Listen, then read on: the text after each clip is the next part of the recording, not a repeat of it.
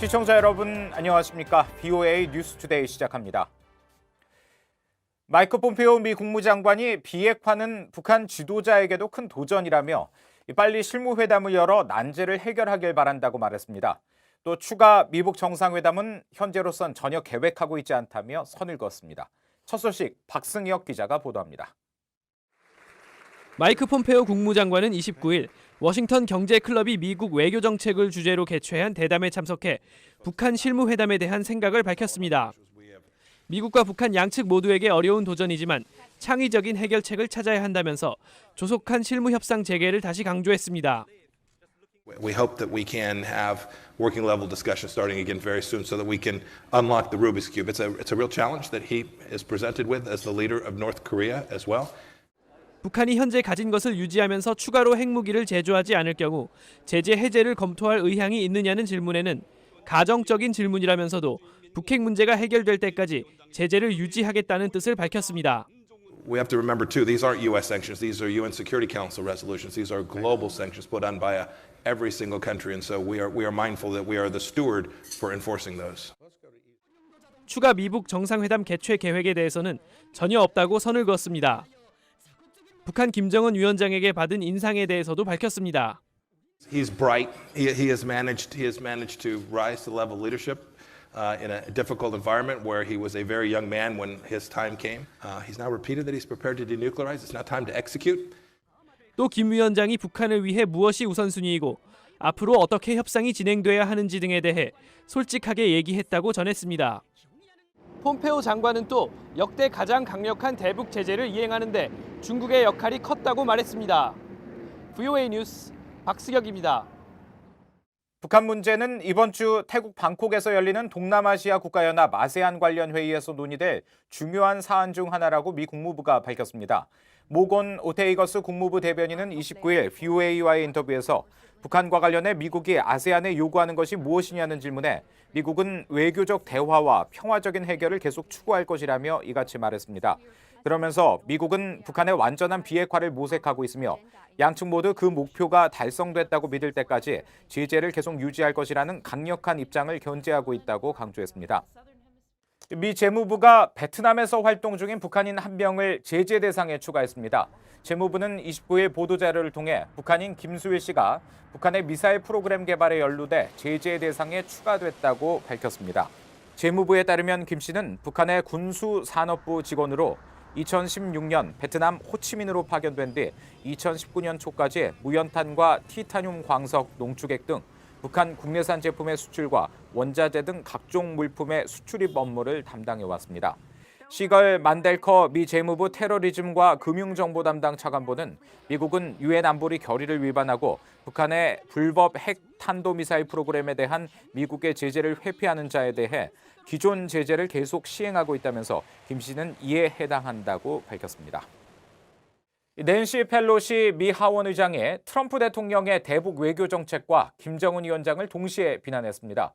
오바마 행정부 시절 관리들은 단계적 접근법을 제시하면서도 핵 동결과 검증 단계까지는 대북 압박을 유지해야 한다고 강조했습니다. 이조은 기자의 보도입니다. 지난 24일 미 의회에서 열린 군축 비확산 센터 주최 토론회에 참석한 낸시 펠로시 하원 의장이 도널드 트럼프 대통령과 북한 김정은 위원장의 행보를 정면으로 비판했습니다. 트럼프 행정부의 대북 외교에 대한 VOA 기자 질문에 펠로시 의장은 김 위원장을 비난하며 트럼프 대통령의 대북 외교 정책은 단 한 번도 좋은 생각이라고 생각하지 않았다며 혹평했습니다. I never thought it was a good idea for him to give so much face to Kim Jong-un. I think Kim Jong-un is a thug. 미북 정상회담을 통해 김정은의 위상만 올라갔을 뿐 비핵화 협상에는 진전이 전혀 없다는 민주당 측의 주장을 반영한 겁니다. 상원 외교위 소속의 크리스 머피 의원은 단계적 합의를 통한 단계적 비핵화만이 협상을 진전시킬 수 있다고 주장했습니다. Clearly, Steve Biegun is incredibly capable, thoughtful. I think understands the need to get from step A to B to C to D, but then he was completely undercut by a president. 윌리엄 번스 전 국무부 부장관은 완전한 비핵화를 열망하는 목표라고 규정하면서도 단계적 방식으로 합의를 이끌어내는 것이 중요하다고 강조했습니다. I think the challenge, though, is in recognizing now after 3 meetings As Ariel said, that there's not a chance in the world in the foreseeable future that Kim Jong-un is going to give up all of his nuclear arsenal.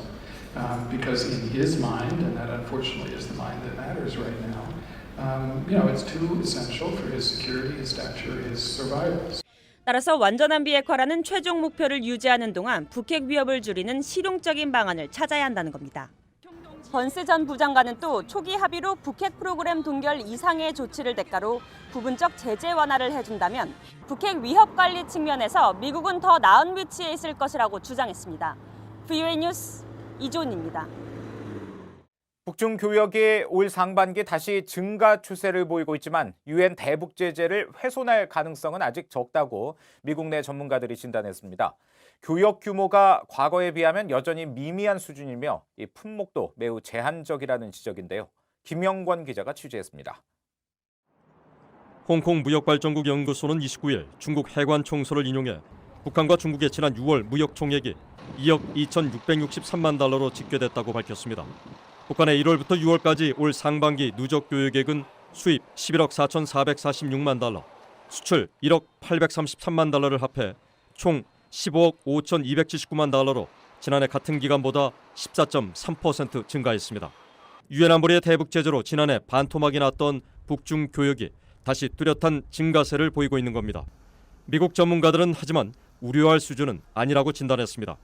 중국은 북한의 비핵화 협상을 추동하기 위해 대북 경제 압박을 좀 더 느슨하게 할 시기가 됐다는 판단에서 북한과 경제 교류를 부분적으로 확대하고 있다는 겁니다. Those are all ways that China is signaling, that it's not trying to put enormous economic pressure on North Korea at this stage.